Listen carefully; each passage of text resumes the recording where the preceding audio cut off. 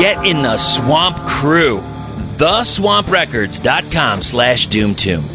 What are we talking about here? So for just $5 a month, you will get over 125 digital albums to download and stream over on Bandcamp. You'll also get new music every month and merch discounts. Now, if you bump it up just a bit to $7 a month, you're going to get a CD every month, and who knows, maybe even a little swag here and there. You'll never know. And you won't know unless you get in the swamp. Become a member of the Swamp Krewe over at www.theswamprecords.com/doomtomb. This is the Doom Tomb Podcast, the podcast for all things stoner, doom, and sludge. My name is Chris. I'm your host. And before we get rolling into the interview, just want to talk a little bit about the audio. I'm not going to the shows to do the on-location interviews. I kind of felt like we had that dialed in. With the audio from the home, there's so many different outlets and ways to do it. I've tried Skype. We've also done Zoom calls. Also used Facebook Messenger to call people. And now I'm using a Zoom recorder that goes directly into the phone. So we're going to see how that works. Ian from No Masters Audio has done a stellar job. He just transforms this sound. Whatever I do that might not be so great, he turns it into some gold. So Ian, thank you very much. You're so greatly appreciated. I wish you knew how much you were appreciated, brother. And once Ian and I get to meet face to face, maybe we can sort some of this stuff out and make it sound even better. So everybody, thank you so much for your patience. And if you got any ideas or suggestions, hey, drop me a line, doomtombpodcast@gmail.com. Reach me on social media at doomtombpodcast. Also, before we get rolling here, craniumradio.com, Sunday evenings, 6 to 9 p.m. Eastern Standard Time. All the music you know and love, and a few other surprises along the way. Then, right after that, is the Doom Tomb Podcast. And it's going to be brand new and archived, and maybe some special ones that, we might not ever put out on the podcast. So you never know what you're going to hear. All right. Thanks for all that. Now, let's get into the interview. America-inspired metal with a punk edge might not be the first thing you affiliate with Southern Connecticut, but such is the daily bread of Turkey Vulture.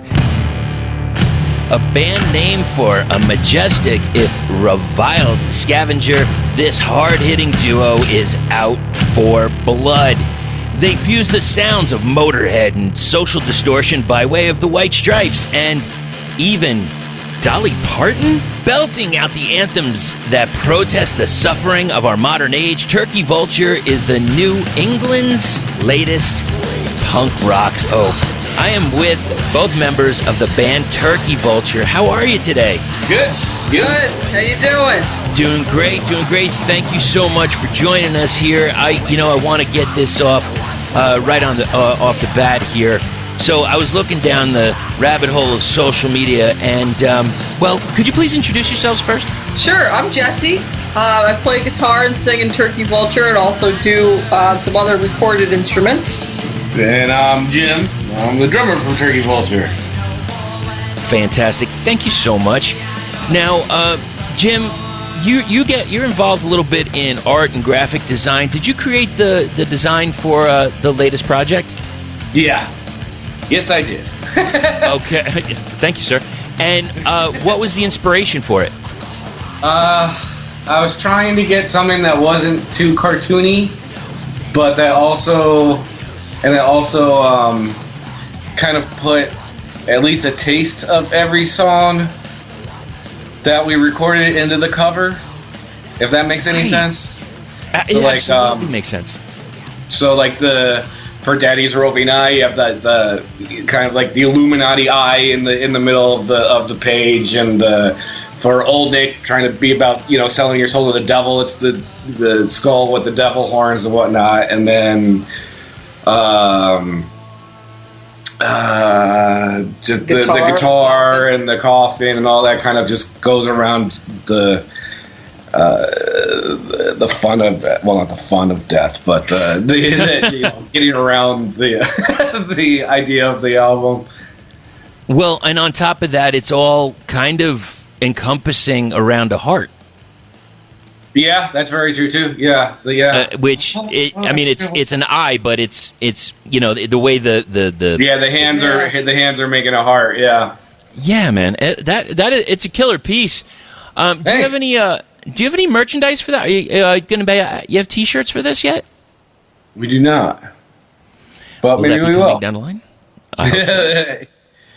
Because it's badass. It would be a cool shirt to wear.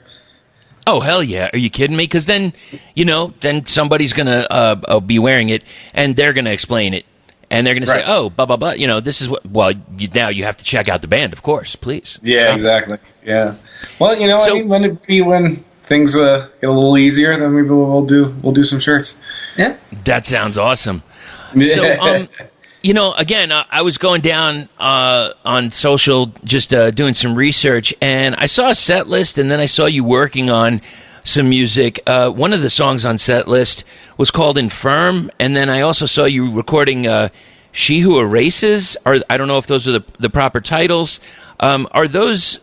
Is that the shape of what's going to be coming down the road for Turkey Vulture? Well, you're definitely doing your research if you found those songs. Yeah. They don't exist in recorded form yet, but we have played them in a couple live streams. She Who Erases is that probably one of the first songs we played as Turkey Vulture? Yeah. And we just didn't, like, when we went to record, our budget was in the EP range. Right. So we probably will record that one at some point, but we just didn't have a chance to get it into this release. So that's a cool one. Jim wrote the lyrics for it. I don't know. Yeah. Maybe if you want to talk about it. I don't know. I was watching Ancient Aliens. Of course. And then there was an episode of Ancient Aliens where they were talking about the first vampire, and that is what inspired the lyrics to She Who Erases. But yeah, we were when it came down to recording, our votes for the songs, that one didn't make it. So maybe the next one, hopefully. Yeah. And the Infirm is actually a song we used to play with the very first Bird band. Yeah. Well, that we were in. It was a band called Jimmy Junkbird and the Stiffs, and yes, that was a really fun band. And we had this very bombastic singer, who is he's still our friend and stuff, but no longer our singer. But it was a lot of fun, and at some point, we started doing these live streams, and we were doing one for something that needed a 45-minute set, and we're like, right. We have about 33 minutes of music. What else can we play? Yeah. So the Infirm is just a lot of fun to play, so we kind of stuck it in the middle as an instrumental song. Okay, I got you. Now, when some new lyrics at some point. Yeah. Well, you were talking about lyrics before, so is it collaborative? Jim or Jess, who does the majority of the lyrics? I'd say we both do. Yeah. I'd say it's collaborative. Yeah. On the EP, I wrote one group of lyrics, and Jess wrote the rest of them. But it's kind of equal as far as even when you include the stuff that hasn't been recorded yet. Right, yeah, we both, like maybe one of us will write most of a song, but the other one will have some input or help arrange the words or phrase them in a different way. So we definitely work together on them. Yeah. Absolutely. A lot of times I'm like, Jim, I don't want to write lyrics. You do it. Yeah, that's true too. And it's like, what am I going to write about?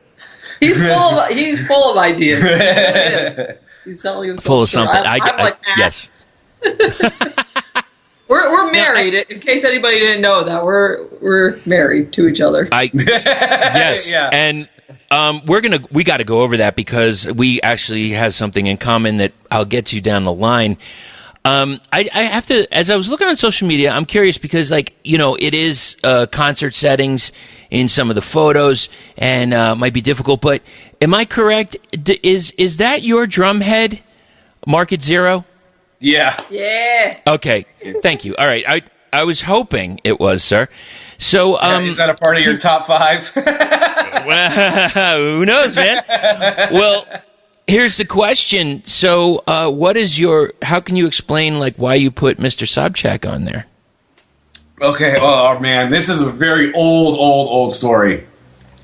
All right. A friend of mine and I a friend of mine used to make stickers, and he had offered to make me a sticker for my bass drum. And I said, well, whenever that happens, whenever he has time for it, because I wasn't going to pay him. So whenever you have time to actually do it, it has to be John Goodman from The Big Lebowski. Okay. And I would say probably 6 years went by, and then he just showed up one day with the sticker and knife and put it on the bass drum. And it was one of those things where it was talked about a couple of different times and then forgotten for years. And now every time I play using my kit, because every now and again you share equipment, but every time that we play out with my kit, that drum head gets a lot of attention. So I bet it does. And there's something about it, especially if you don't say anything about it, and it's that kind of like, I see, yeah, in the know kind of feel. Like you either know who he is or you don't. But I thank you for that. So, okay, a quick question about The Big Lebowski. Will there ever be a chance of doing a cover song from the soundtrack? I never thought about it, but it does have some cool songs in that movie. There really is some good stuff in there. You never know. Yeah. Never know. So, excuse me. I was curious. About a year ago, you made a post, and actually, maybe to the day, because this is a very special day. Today is Left-Handed Day. No. And did you post that because are one of you left-handed? I am, yeah. Thank you. Genius. I don't remember posting it, but I am left-handed. Well, hey, that's okay. We're a special breed. We're only we're under 10% of the population. I know that. And that Left-Handed Day was created in the bicentennial year, 1976, if you needed some useless knowledge on that. Really? So, before this, you were in a band, Jess, you were in a band called Owlmaker. Now, are you going back and forth between Turkey Vulture and Owlmaker now, or is Turkey Vulture the main gig? Well, Turkey Vulture is the main gig at the moment. Owlmaker, we took kind of a break from shows at the end of last summer, and we were all geared up to come back, and we had a show booked in April 2020, and you can guess what happened to that show. Yes, I can. I can absolutely guess. So, just with the pandemic and some things that were going on with the members in their own lives, and also, again, the pandemic and like not being able to get together, we just haven't tried to get it back again because we can't play anywhere. So yeah, I think it could come back one day, though. No, I hope so. Now, looking over at events on September 20th, you're supposed to have something going on at Horsebrook. Do you know if that's going to be happening? Yeah, that's actually an outdoor show. Okay. And this guy, his name is Dwayne Eldridge. He has booked this whole summer Sunday series up there, and so they've had a bunch of them that have went on successfully. And I guess it's at a bar with a giant patio. Sure. And they sell a limited number of tickets. A lot of the shows have sold out just because there's just limited seating. And you have to sit at a picnic table with your friends and, socially distance. You can't get up and lick each other or anything. So otherwise you're saying don't make it a normal night. Yeah. Yeah. It's not Tuesday. It's a Sunday. Yeah. Well, of course. Yes, Sundays are not meant for licking. Yeah, I get it. No, that's for Friday nights. But yeah, that one should go on. That one should work out. That would be that's going to be a great song. I'm looking forward to you hear. I want to hear the recording of Friday Night Licking. I'm curious. I'll be on the next EP. Yeah. Now, this Horsebrook Cafe is in Plainfield, Connecticut, so it's over on the East Coast now. I've seen you've played in Hamden and Wallingford and Jewett City. So when in your area for bands like this, in this scene, in this culture, where would you suggest they go to play if they're going to play in Connecticut near you? Well, if we were in the normal non-pandemic world, I'd say Cherry Street Station in Wallingford is a really good place in Connecticut for underground bands. Yeah. They're very supportive and easy to work with. There's a couple of venues in Eastern Connecticut that we like a lot.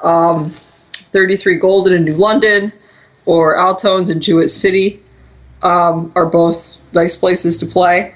This will be our first time at Horsebrook Cafe, but I'm going to go up there in a couple weeks and check out a show before we play and get the lay of the land. Absolutely, just scout it out. No worries on that. Well, thank you for that. I appreciate it. And hey, you know what? Do you mind? Can we just start going into some of the tracks here? Yeah, sure. Okay, so I want to go into the majority of the material because we have an EP, but we've got other things that are really important to talk about as a band for Turkey Vulture. And I want to kick it off with the first track that I heard, which was called Boxer.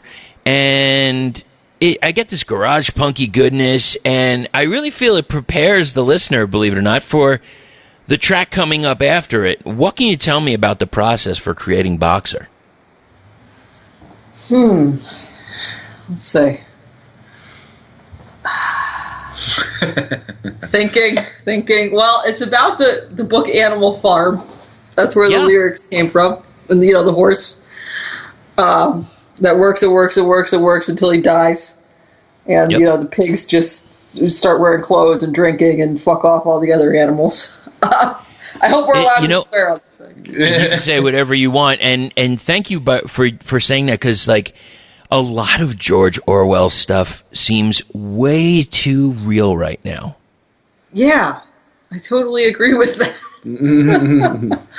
I mean, we live in just, I don't know. I feel like the billionaires are really the ones running the show and just kind of keeping the normal people as complacent as possible, and I don't know.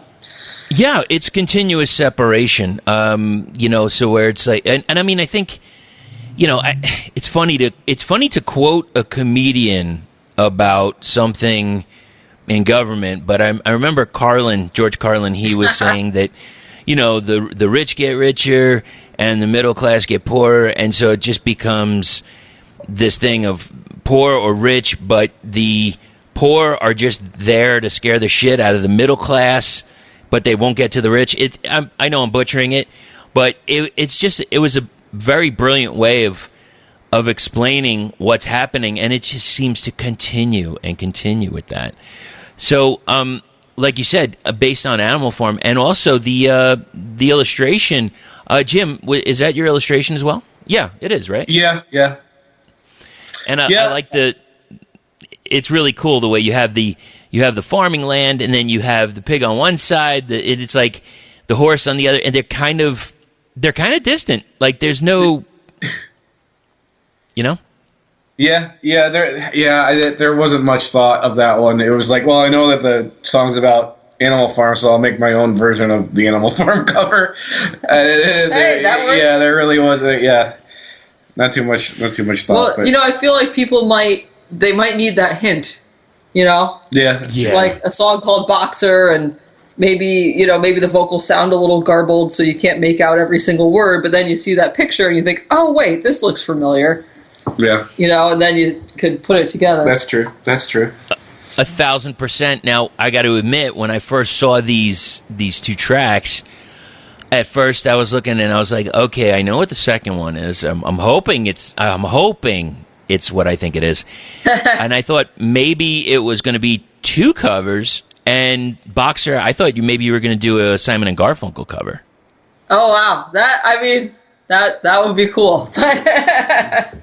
That's a great band. Oh, totally. Now, okay, let's go into this next track because this is a good one. You did a cover of Jolene, and this thing just rips. It's raucous. I mean, okay, so I got to ask, why pick that cover?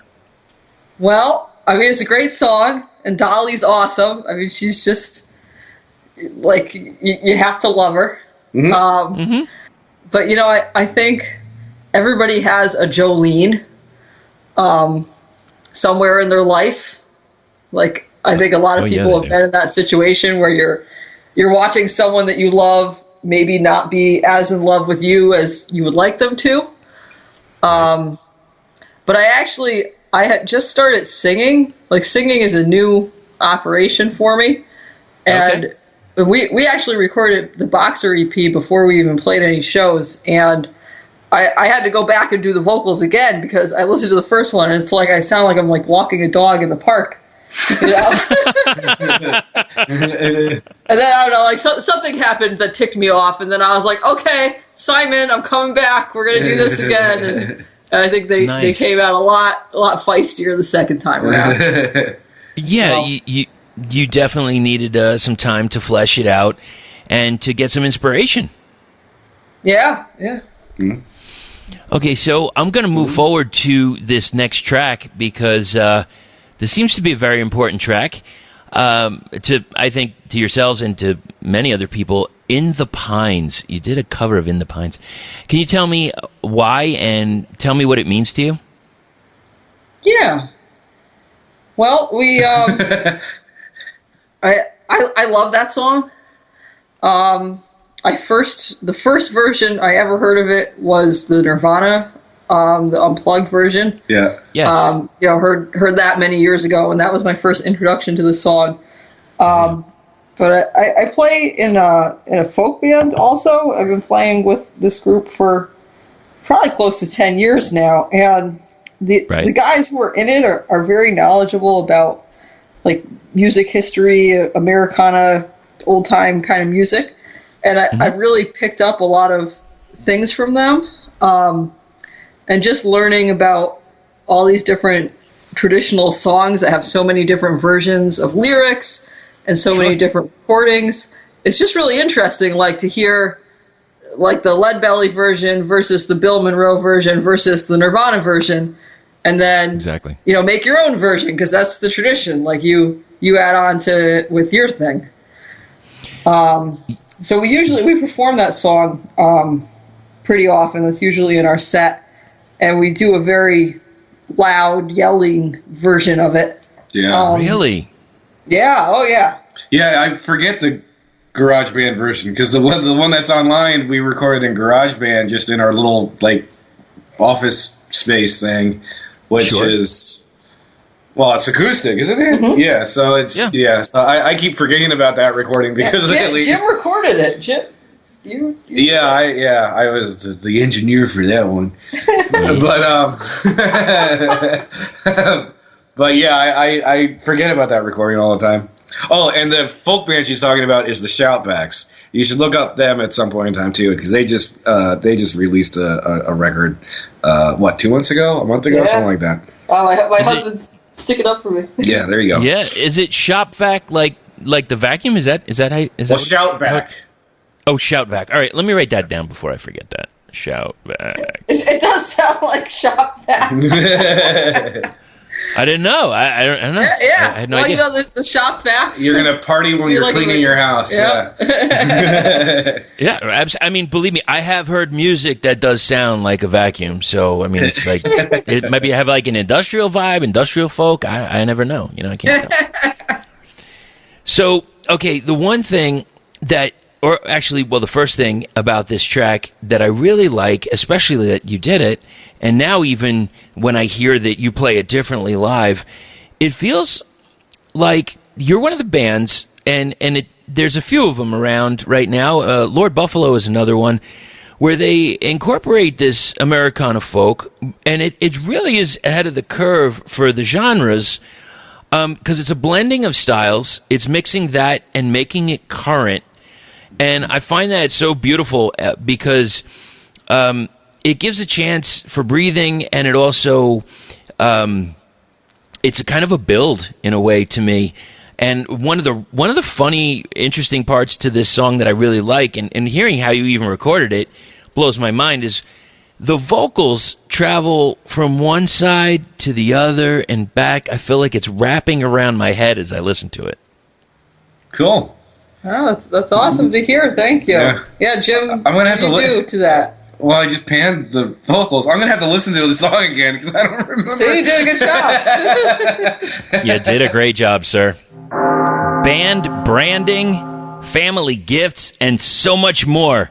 Take it away, Mucho. Yeah, what's up, big dogs? This is Mucho Drums here to tell you a little bit about my new company, Mucho Printing.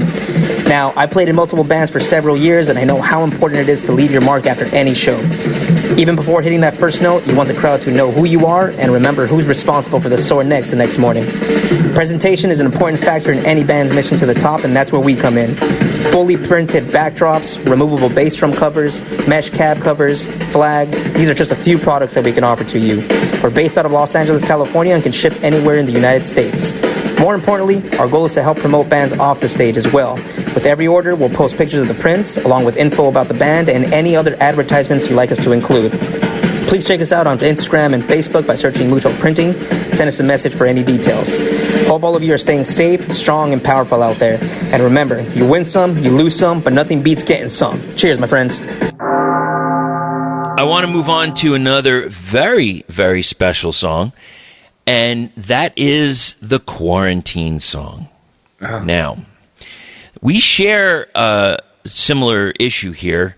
I also, due to the pandemic, had to cancel my honeymoon. Oh, no! That's too bad. Where were you going to go? We were going to go to London and then Italy and possibly Morocco. I don't know. Did you have plans set?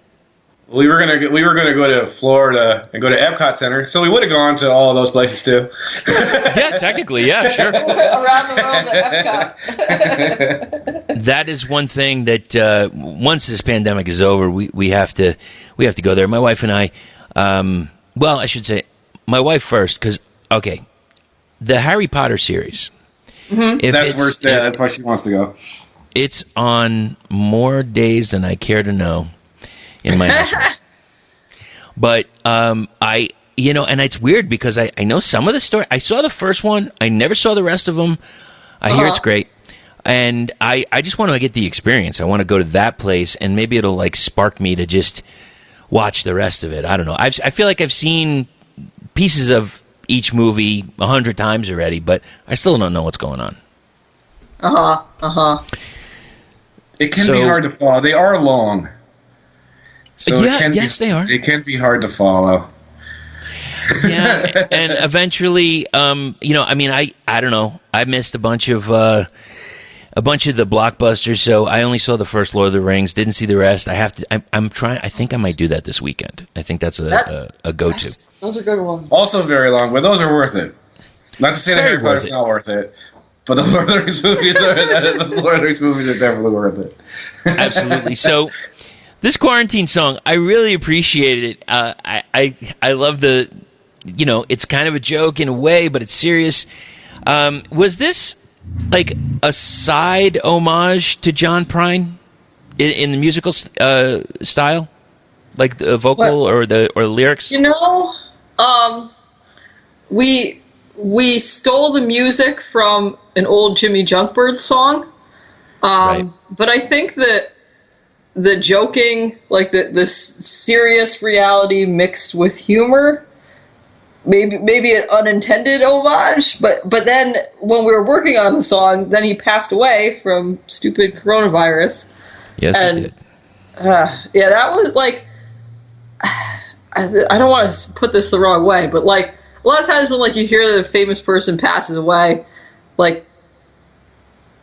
to me, I'm usually not super affected because I mean, like, it's sad, but I don't like take it personally. But just for some reason, with all the things going on in the world and the shoutbacks covering John Prine songs and like starting to get into more of his music, and then he has this untimely passing from coronavirus. It just, I think it affected me a lot more than I expected it to. I don't know. I completely agree. You know, usually, you see some celebrity pass and you're like, well, I feel terrible, but I didn't, I'm not a family member. I wasn't connected. The last time that one really caught me was when Anthony Bourdain passed.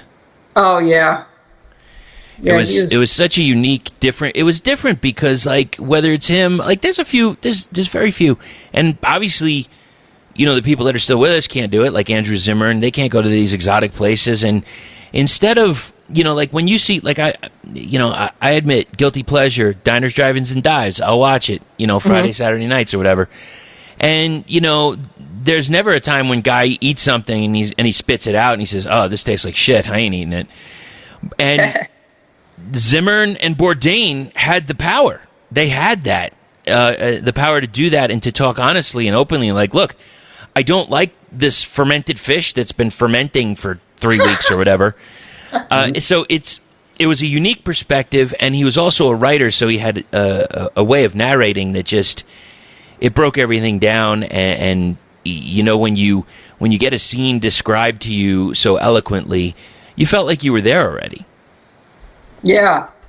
Yeah, he did a great episode on the show where he traveled. He did one about, like, clam bakes in Massachusetts, but he also brought in, like, his own history of being, like, a young guy working in kitchens in Cape Cod in the summer, and then, like, the heroin and opioid epidemic that's going on. And it was really neat how he, like, wove it all together, Absolutely. And his own experiences with that. And, he was a good one.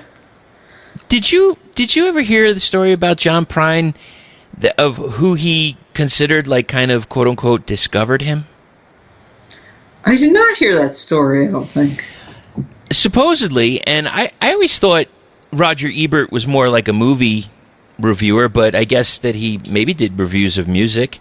And Roger Ebert from Siskel and Ebert, he was in a bar one night and saw him and had a beautiful write-up, and even Chris Christopherson as well, which those are two people that I from what I have read, that John Prine said that really kind of got him more into where people would want to hear, I don't want to say mainstream, but just bringing it to a larger variety of people.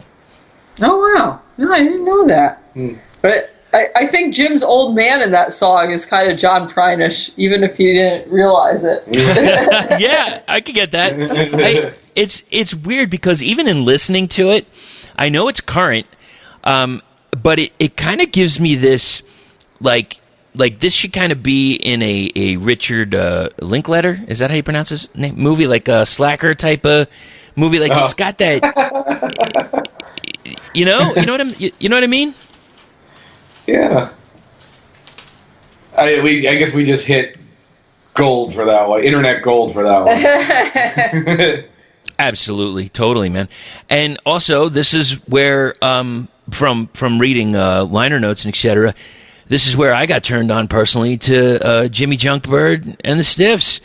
They have a refreshing, really refreshing new take on metal, I would say. Oh, thank you. Thank you. Yeah, that band was, it was a lot of fun, and I don't think a lot of people got it while we were currently in it, which was disappointing and depressing. But it lives on. Yeah. Look, that happens with anything. I've talked to some bands that they're in front of 1,000 people or what have you. And, it's one of the questions, like, what was it like starting out? And he's like, I don't know, man. Nobody cared about us 20 years ago. And now we got this. And that's the way it goes some days. Or you never know, like, maybe one of those songs, somebody will grab it, put it in a soundtrack, give it a full revival. I know there was a story about a guy, I think there was a documentary about him, where he released some music, and then he was just doing some regular job, whatever he was doing, and then found out that he was huge in maybe South Africa or Africa somewhere. Oh, yeah, we did. Yeah, we watched that. Was it like Sugar Man or something about sugar or something? Yeah. Really different, man. Yeah. Yeah, he was just like a construction worker, like living his life, and and then boom. Yeah. It just hit. I forget what that guy's name was. But he had like inspired the revolution, or like. Yeah. It really, exactly, completely. I do remember that, and it just shows. It's like you just never know. It's true. So, what I'd like to do is go into the very current material just released, July 31st, 2020. Like we said in the past, artwork was by Jim, and we're going to kick it off with Lost at Sea. Now, I feel, I feel it in the beginning. I got this weathered, crusty, beaten, kind of salty seascape, and then bursts right into like this kind of darkening story. What can you tell me about that track? Well, the melody that's in the beginning is played on the cello, and it's a sea shanty called Rolling Down to Old Maui. And speaking of Mystic Seaport, one time I visited there several years ago, and they had a CD and sheet music book of a cappella sea shanties being performed by the Mystic Seaport sea shanty guys, or whatever. So of course I had to get it. So that's where that music came from. Of course. So that was cool to do. And then the song starts, and it's all about, I guess, eating people when you're lost at sea. Yeah. There's a show called I Survived. I don't know if you ever saw that show or not. Yes, I have. But there was. Wait, was it I Survived? I don't know. It was some A&E type show, but it was about a bunch of people who were lost at sea and were deciding whether or not they were going to start eating their friends and stuff. Mm-hmm. And so that's kind of what, like, hey, we should write a song about cannibalism. Yeah. And then that's kind of where that came from.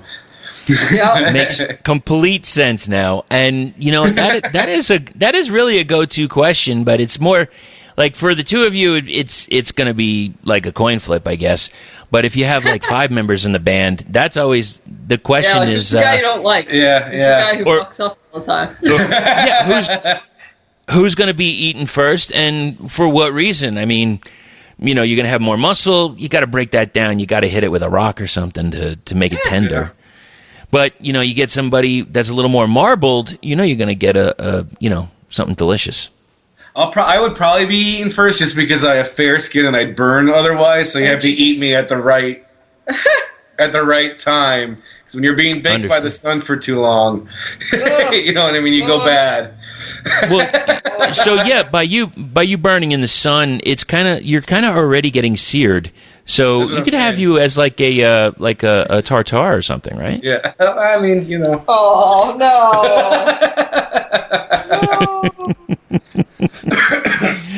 Let's move forward that's that song. There you go. Let's move on to Age of Resistance. Drums kicking it off. Got this change in vocal style in different parts. What can you tell me about this track? Lyrically, that song is about the Dark Crystal Age of Resistance prequel. Interesting. Which I am I was born a Jim Henson fan. My parents got me into Jim Henson very, very early. And so Dark Crystal, Labyrinth, all the Muppet stuff was a very big, part of life or whatever. So when Netflix made the prequel of it, I was very scared. I didn't want my childhood to be screwed with. And it blew my mind, the 10 episodes. And then I think I watched 1 or 2, and then it was just like, Jess, you need to watch this. And then that piece of music just didn't have lyrics, and so then I wrote about, we wrote, because she added some stuff to it. We wrote about the prequel. So interesting. Yeah. That I like that, man. You know, I if you haven't watched it on Netflix, definitely check it out. It's an awesome show, and it's an awesome song. We did it justice. I mean, it seems like a really random thing to write a song about, but like Jim's saying, like if you watch it, it's very moving. Yeah. Like you're like, wow, this is really deep for a bunch of weird little alien things. Yeah, and it makes the song better too if you know the material. Yeah, that is a big deal as well. Did you so you know when we were talking about some people passing and stuff, did you you know, I'm guessing Jim Henson's passing must have got you. Yeah, I mean I was like 10 or 11 when he died. So yeah, that was, yeah. I mean, if you've ever seen his funeral is on YouTube, which is crazy. And Big Bird sings. He either sings he sings the Rainbow Connection, and Carl Spinning could hardly get through it. It's the most heart-wrenching thing to ever watch. Oh. Why would you want to watch a funeral on the internet? I don't know. But between that and I've watched Jim Henson's funeral on YouTube, and I've also watched Lemmy's funeral on YouTube. Lemmy's Dude, I was just going to say that it's actually pretty entertaining. I remember watching Lemmy's funeral. It's just like, this is a who's who. It just kept going on and on. There was one thing from Jim Henson, and I don't know how far down the rabbit hole you go, but this was like, gosh, man, when I was a kid, and it was one of the first like kind of Muppet things, I guess, but it was just, before Fraggle Rock, and it was on HBO, and I didn't. I just watched it at the time and didn't really figure it out until I watched as an older gentleman. Emmett Otter's Jug Band Christmas. Did you ever get a chance to see that? We still have that. My parents still have that on VHS. The drummer for Owlmaker, that is his like favorite thing in the world. Yeah. You know what? It's odd because it's as an adult, it's so depressing. Yeah, there's a lot. And I mean, then you have the comedy relief of the River Bottom Nightmare Band, of course. You know, yeah, that's always a plus. All right, so we're just going to. It's also really depressing. You know what? Yeah. You know what? You're right. Fraggle Rock, not so much, but you know, there was something. There was something that he did. Oh gosh, and I'm kind of. I know I might screw it up a little bit. I know Jim Henson had a hand in doing some puppeteering or puppet work for Saturday Night Live in like the first few years, and it looked kind of weird from what I remember. I was a kid, so I got to revisit that. Yeah, I couldn't tell you that one either. Okay, no worries. Moving forward. Yeah. Daddy's roving eye, thick, heavy, almost lurking at a bunch of times. So, what can you tell me about Daddy's roving eye? Well, that's a song that I wrote probably in, I don't know, 2013 or 2014, and just never really finished it or got to perform it. Right. But that's let's see, that's one of the only songs we play in E standard. Okay. And it's just kind of like a 12-bar blues song in the verses, and then it has the little riffs in the choruses. Right. I guess kind of the flip side of Jolene. Yeah. the dark side. Daddy's Roving Eye is Jolene. Well, yeah, that's true. It all comes together. It all comes around. Okay, so what do you feel like when you started it in 2018 and now, or I mean, I'm sorry, 2013? So this has been going on for a few years. Did it move? Did you it wasn't ready yet? Like, why put it out now? Well, I think at the time when I wrote it, I wasn't really ready to sing in front of an audience. Right. Like in my own mind and probably also in my performing and singing confidence. Sure. And probably sounding not so super, but you were like, so I think just being confident enough to actually sing in front of people. And then I was like, oh yeah, I wrote that song a couple of years ago. I can bring that back now. But that's one of our only songs, I think, babe, that has mostly clean vocals in it. Yeah, I would say that. I think so. I mean, Yeah. And that's one of the things that I like about this EP is that each song has a little bit of a different twist. It goes in different directions, and sometimes, I mean, it's wonderful to hear when you hit a chord and it's a great chord, and you want to hear that for the whole album. Fantastic. But I also like when I have an album like this, or where it kind of wanders around and surprises. I like seeing that. Yeah, thank you. Cool, thanks. You know what? Okay, let me look. Hold on. I just have to look on this. Okay, so this is it. It wasn't Jim Henson. It was Frank Oz. Who was involved with the Muppets. He did something on Saturday Night Live. The Land of Gorch, I think it was called. And go check it out on YouTube, man. Tell me what you think about it. I'd be curious. I'm gonna look it up now because it's not coming to my mind. Yeah, it's kind of interesting, believe it, when you get a chance to check it out. We will get back into the Turkey Vulture interview in just a minute, but before we do, I think we have to hear a little about Tommy. Well, hey there, Tommy. What's with the long face? I don't know why I feel the way I do. I'm just not happy, Doc. Like, I don't feel right. Oh, I think you have anxiety, Tommy.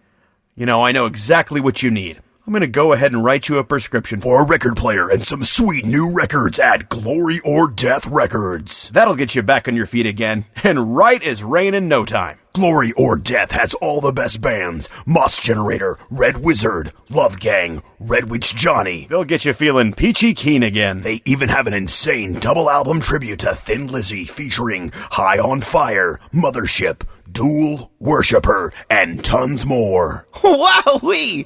Oh, that sure is keen. Side effects may include extreme giddiness, bloodshot eyes, random cravings, forgetfulness, bleeding of the ears, confusion, nausea, constipation, diarrhea, depression, anxiety, alcoholism, ulcers, or death. Let's move forward to Old Nick.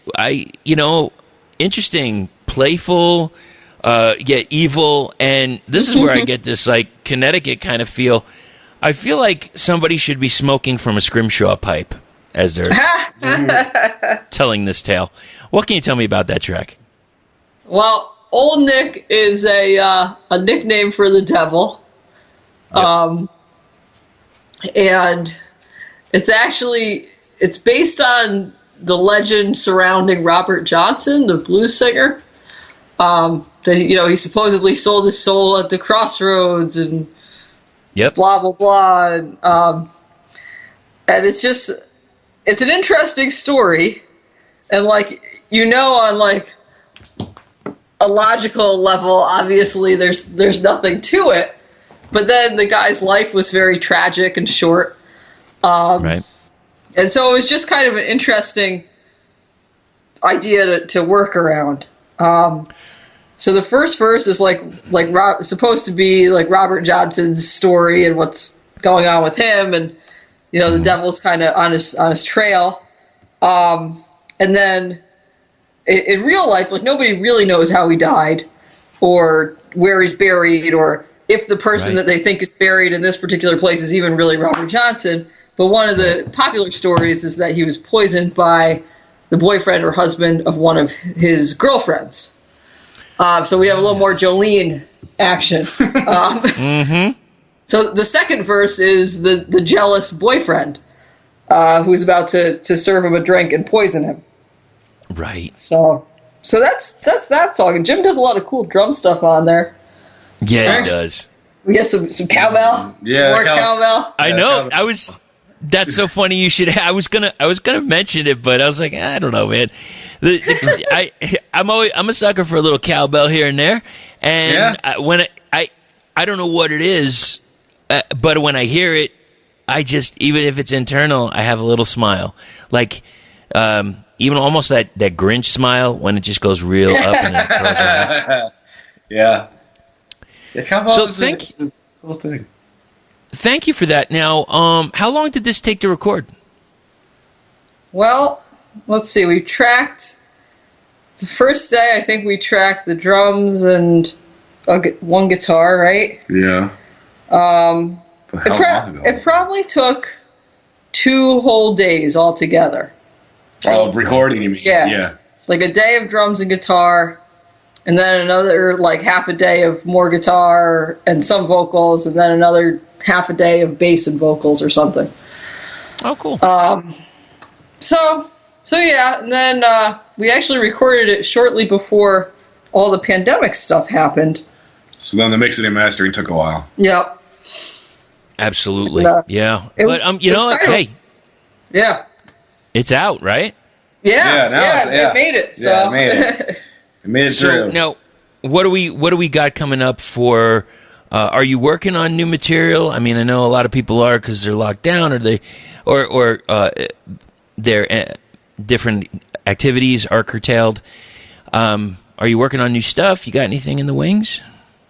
Well, I mean, honestly, like, I've been trying to do a lot of the PR stuff. Okay. And sometimes I feel like that saps music out of me. I expend all the mental energy and creativity on that, and then when it's time to like write some new music, I'm like that. But we have one new song in the works. Yeah, you've got a couple. Well, you've got a couple of little riffs here and there that will sooner or later be a song. And then then we have like a whole other EP or maybe an album of songs we just haven't recorded yet. But we're really happy with how this recording came out. We went to a guy named Dave Kaminsky, and now we're like, well, I guess we got to keep going back to Dave. Yeah, it came out gorgeous sounding and full and rich, and that's one of the things that if you were to look at it backwards a little bit, you'd say like, a 2-piece, how full can it sound? Well, it sounds huge, and there's a lot of 2-piece bands in the scene, in the genres. Are there any hurdles or anything that you have to overcome with being a 2-piece band? I mean, not having I guess as far as writing stuff, having like guitar breaks and bass taking over, or bass breaks and guitar taking over, you don't really think about that stuff when it doesn't exist in the basement when you're trying to write the songs. Sure. So I guess there's limitations in that sense, because Jess is also, I mean, she started as a bass player. She's a great bass player, and there's a lot of bass lines and solo-y type of stuff in this recording. It would be cool if bass was written at the time of the song, opposed to okay, we recorded the guitar and the drums, now I have to write bass lines. Yeah. Which is kind of how it's been, which isn't a horrible thing. I mean, we're making it work, but I would say in the basement at the time of writing but at the same time too, we've been doing it now for 2 years now, so it's like whatever.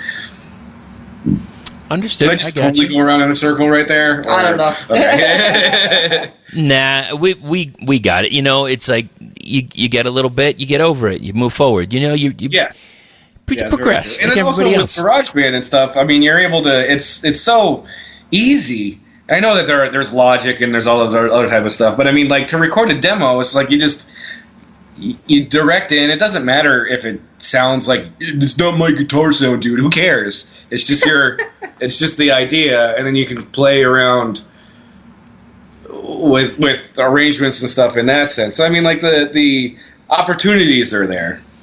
Yeah. Well, the vibe is there, and you could just exactly. Yeah, and you flesh it out as it goes. Exactly. So, for both of you, this question: what are some of the early bands, or even, I don't know, movies, because we've talked about it, that have influenced you musically? We both just pointed at the other one. I mean, when I was growing up, I guess like everybody else, you start listening to what your parents listened to, so that's where Simon and Garfunkel came from, and the Indigo Girls, and my dad liked a lot of Southern rock stuff, and my mom introduced me to Bob Marley, believe it or not. My mother, who's probably never set eyes on a joint in her life. But yeah, so I started listening to my parents' music, and then as I got a little older, discovered what I thought was metal at the time, and then along the way, then discovered more extreme underground kind of metal stuff. Sure. But I mean, I didn't really even listen to like Iron Maiden or anything until I was in college. Like I didn't even know it existed because my dad likes Southern rock and not new wave of British heavy metal. Yeah. Hey, you get what your parents get. I completely understand. Was there, whether it was that metal and such that you were listening to in high school or something that your mom or your dad turned you on to, was there a specific song where you suddenly said, I want to do that? Well, you know what? There was the first time I listened to Thin Lizzy, like Beyond the Boys Are Back in Town. The first time I heard the album Live and Dangerous, I was in my early 20s. I was probably like 24 or 25, and I was like, holy shit, where has this been all my life? Like, how do I play Don't Believe a Word? How do I play Emerald? Like, how did I not know about this for 25 years? I'd say that then, from then on, kind of that style definitely had an influence on my bass playing, or what I wanted my bass playing to be like. Right. And I mean, that's a band also that tells a story. So yes, they do. I kind of worked this way in there too. Was Jim there, has cooler influences than me, though. Do I? I mean, okay, before I go to you, Jim, just quickly, Jesse. So, what was your what was like a favorite track of yours from Thin Lizzy? Emerald would be a number one OG favorite. Black Rose is a great one. Mm-hmm. The Shoutbacks are attempting to cover Whiskey in a Jar at the moment. Nice. Yeah, well, we're working on a St. Patrick's Day set because we think that we might be able to play live by St. Patrick's 2021. I hope so. We're starting now. We're getting ready. You know, that, and it's one of the tougher things. And Jim, we're going to get to those influences in just a sec, but no rush. No rush. It's I've been talking to some venues, and they're talking about like this. Let's just say the end of this year and the beginning of next year, and they're talking about bookings, and people are booking some shows, and they're like, okay, you're sixth on the list. And I said, well, what does that mean? Like, we have, 5 other bands ahead of you that want that date right now. Like, there's going to be such a glut, it's like 5 lanes going into a half a lane right now.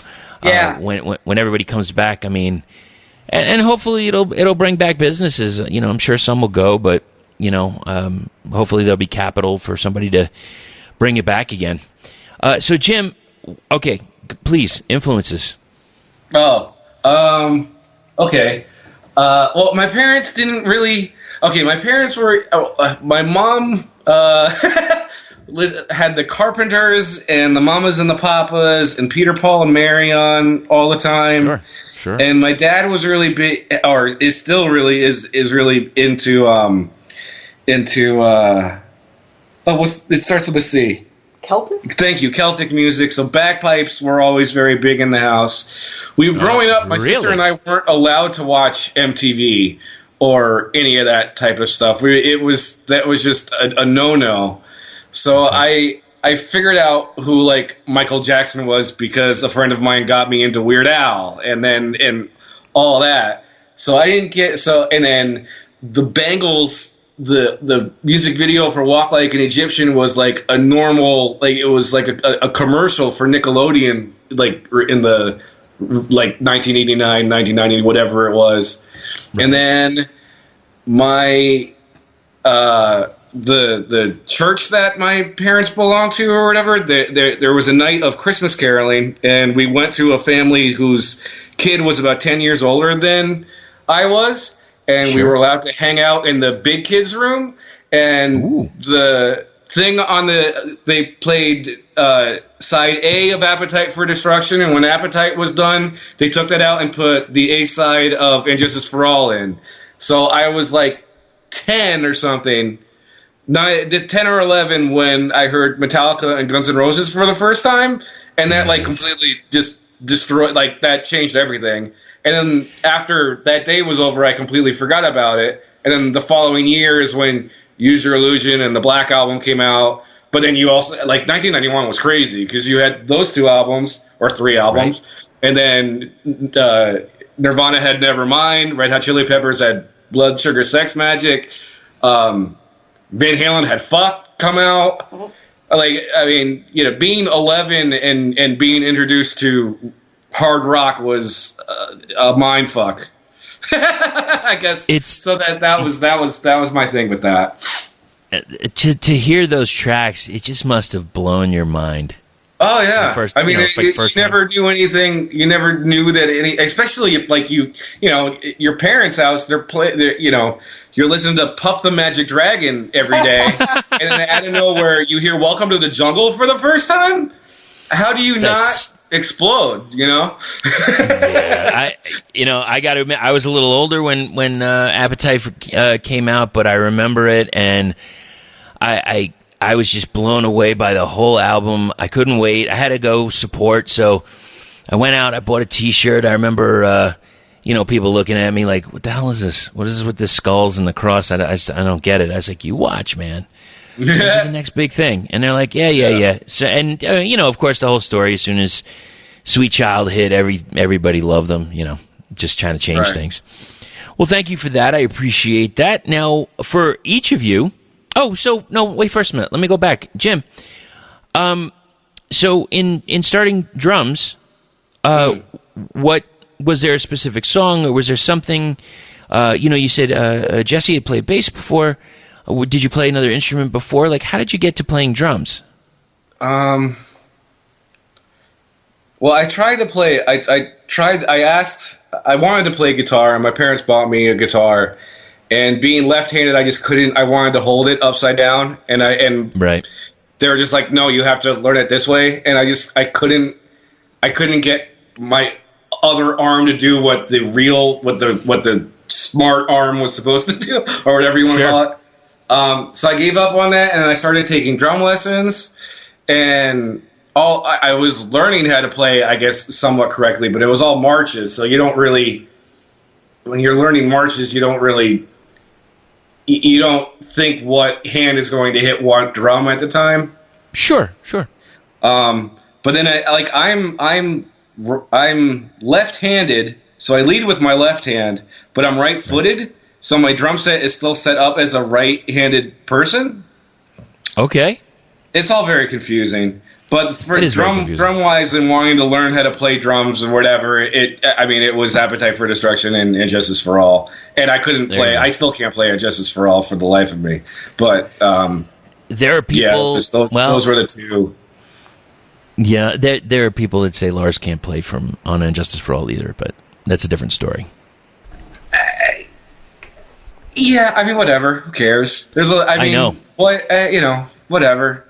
I know. He's doing better than all of us, so we can say whatever the fuck we want. Lars can give 2 shits. He did something. Lars doesn't have to do anything for the rest of his life. Lars is a shitty drummer and whatever. It's like, yeah, okay, but you can't do it. You need triggers to do it. So fuck off. It's very funny. This is what I don't understand. This is what I don't understand about it. Like, whether it was Injustice for All or going back and Ride the Lightning, Master of Puppets, Kill 'Em All, blah blah blah. I don't know. I just liked it. I never thought he was bad. Like, okay, as a drummer, when you hear it, like, do you hear anything that could be improved upon? I mean, he definitely had, like, going back. Once the Lars is a shitty drummer thing started. Right. Well, for me, it was going on a lot earlier, but like I noticed that he wasn't playing up to like what he normally played, like during the St. Anger years. Okay. And I saw him live. I saw Metallica live a couple of times during that tour, and I was just like, wow, you know what? Lars is playing like super, super differently than he used to. But it's really just because he doesn't have a ride cymbal anymore. So, but I had to go back and be like, okay, well, wait a minute, where does he? And he does these like weird off-time things with the bass drum, and he does it in Master of Puppets as well. But it didn't matter, I guess, during Master of Puppets, where Okay. It does but I mean, everybody's got their own Metallica sellout album. Oh, they sold out at Ride the Lightning. Oh, they sold out at the Black Album. Oh, they sold out at Load. Oh, they suck at saying it. I mean, depending when you came into listening to Metallica, they've sold out at every album, right? So there's no... Yeah. So maybe they always sucked. I don't know. Well, I mean, God forbid anybody progresses. God forbid anybody changes and adds. I mean...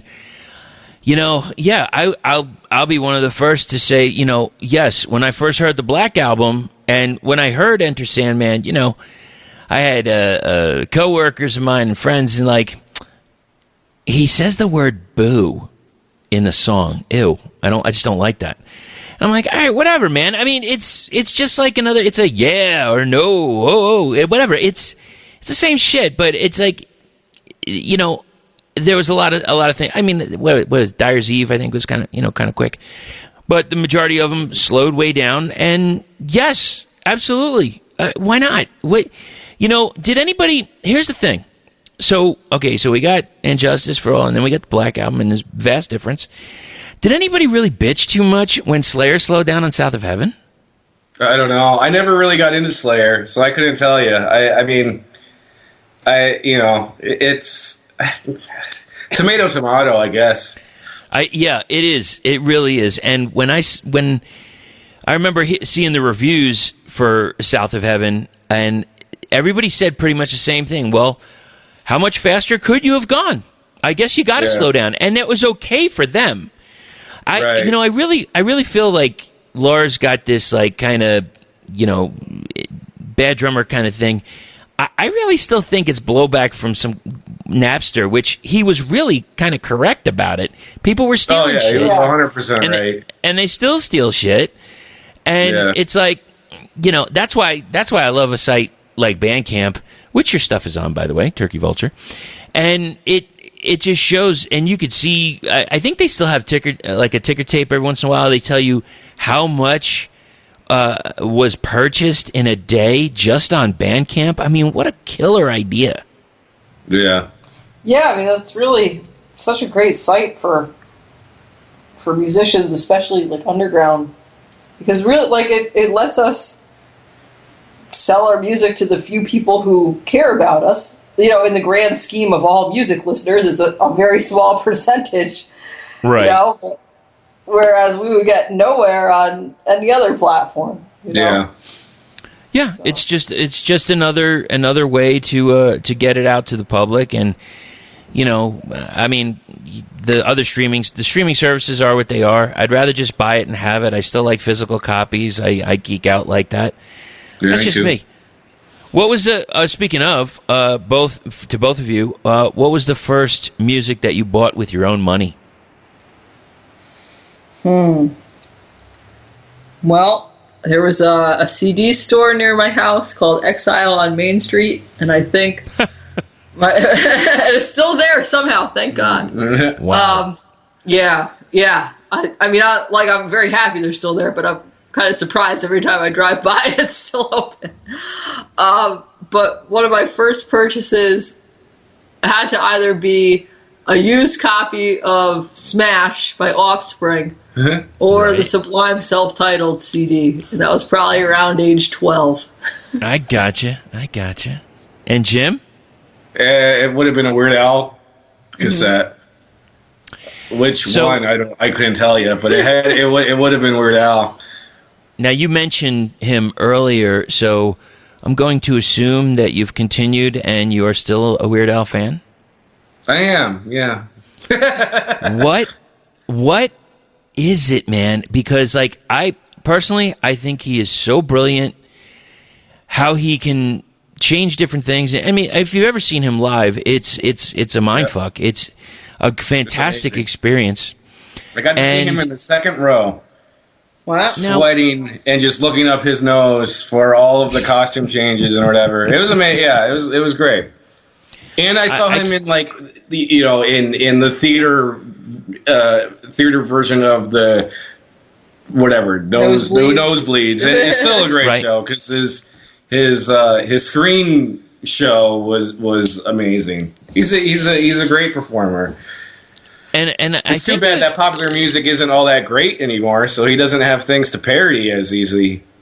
I know. Because otherwise, he would still be around as as often as he was in the '80s, coming out with new material. But well, also some of the, obviously some of the songs that he had weren't necessarily a parody of a song, but maybe a parody of a genre, great style, yeah, or a specific style. So I mean, there's plenty to go around with that right now. That's for sure. So, for both of you, what was the first song that you ever learned to play? Together or just no? In general? Oh. Yeah, maybe I would guess before you even met. Oh. Well, I mean, ever of like anything, like I started doing music, like piano lessons or something when I was pretty little, so it would have been right. Beginner piano, whatever. But the first song I learned to play on electric bass was I Shot the Sheriff.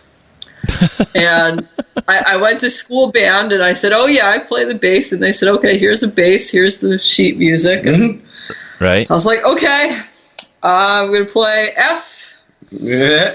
Going to keep playing F. And the fact was that was like the second time I had ever held an electric bass in my life. But eventually I learned the song. not that day. That's awesome. And Jim? I taught myself how to play little bits and pieces of like a couple of things. But as far as like a whole song, it was probably a Green Day song. Fair enough. Yeah. Fits in with the timeline. Yeah, fits in with the timeline. When did I get a drum set? It's like 1995. Okay. So yeah, Green Day would have. Yeah. Green Day would have worked out. Yeah. Yeah, that would have been around the right time, like around like a little after Dookie was out. And, Dookie, yeah. Well, Jim, Jesse, Turkey Vulture, thank you so much for your time. I really appreciate it, and I'm looking forward to hearing a full release, or hey, you never know, even another EP, whatever you put out. I like the way you sneak out a track every now and again, like with the quarantine track or whatever it is. And I look forward to talking to you again very, very soon. Yeah, well, thank you for listening and having us on your show. Yeah. Thank you for doing so much research into the music. We appreciate your time. Yeah, I appreciate it. Very in-depth conversation. We haven't had one of those yet. There's something that I love about getting to know the artist, getting to know the people, and I feel that personally when you give of that and people know a little more and it's real, people go and they visit and now they're invested. Yeah. Yeah, well, we'll see. Yeah. Personalities can sell music, that's true. Run it up to flagpoles, see who salutes it. Thanks again, and I'll talk to you sometime soon. Thanks very much, Thank Chris. you. We're going to go into a track off their latest, Time to Pay, in just a second. First off, I want to say thank you to both of them. I enjoyed their time. I hope we can talk again sometime very, very soon. And also, something that we didn't really touch on from what I remember. So they have a subscription for $10 a year. Get all the new music they release, plus bonus items from the back catalog, subscriber-only specials, and access to subscriber-exclusive messages. So hit them up, man. It's $10 a year, and I don't know what they're going to do with it, but maybe you could reach out to them, see what's up. Maybe it's something you need. I have no idea. Either way, let's hear a track from their latest release off of Time to Pay. This is Daddy's Roving Eye.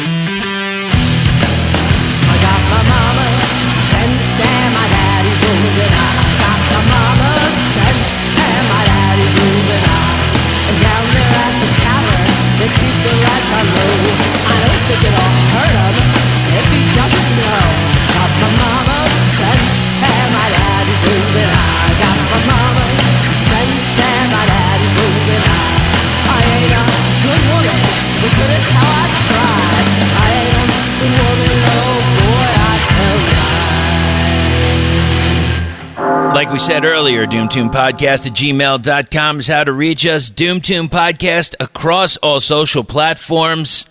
Hit us up if you need something. Also, doomtombpodcast.com.